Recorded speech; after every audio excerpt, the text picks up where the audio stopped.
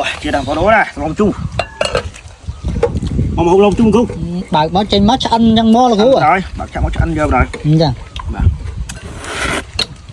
Ồ.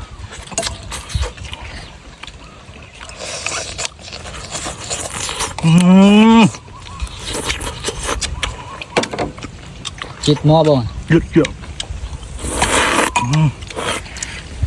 Nè ta bay nè bát bồn nè thì ta nào cú? Cũng chẳng cho yên. Nhăng à?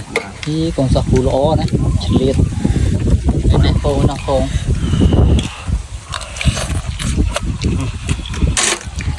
Ô khô chụp, bài chụp một.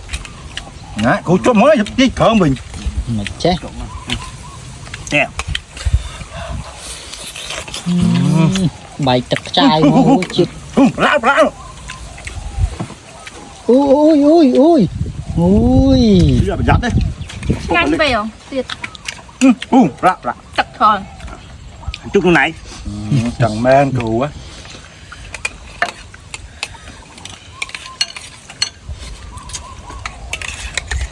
Ăn đi.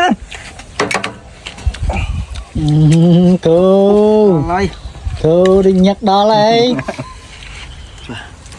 Và lạc định nhặt đó lấy. Thấy cú nó còn lạ là hôn. Phải chút lúc này. Chết mó là cú à? Bạn hộp còn miền hào này hào nó mặt to. Chứ hài là có tóc bài ngọt gì đây.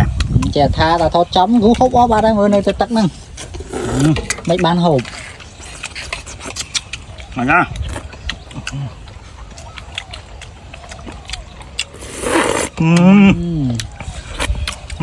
Đậm tiền mua không? Thì mua. Em. Ai mua bông à? Em. Cà phê hắn đang chơi giang má này. Cái nhà ta cùn đi mà ôm một mũi đấy, mặt chết mà. Chậm tên mũi tí cứ. Liệt động một cứ món này tam cái thu này. Heo bài thật khó. Em. Cà phê thông thống đó cú à? Không thông. Cà phê thông thống món à? Không. Thủ tinh cà phê xé đấy cà phê đằng. Cà phê xé đã thu ấy tam lư tam mây thom ra đấy.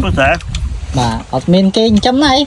Ở đây phụ xe chúng ta không. Ê nhâm thằng đây kênh chấm mấy vậy nè. Kênh chắc là cứu 100 không? Nha cứu nên chấm kì. Nó ngày. Cái lon mà chết. Chấm kì mày.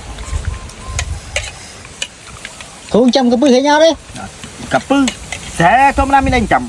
Chẳng phê nơi khăn khói đi à. Khói đã thủ quá ba. Ồ bằng chụp mình ấy nhỉ. Chấm bia bán đây là cứu rồi. Ba phải bye. Bà bảo con chân.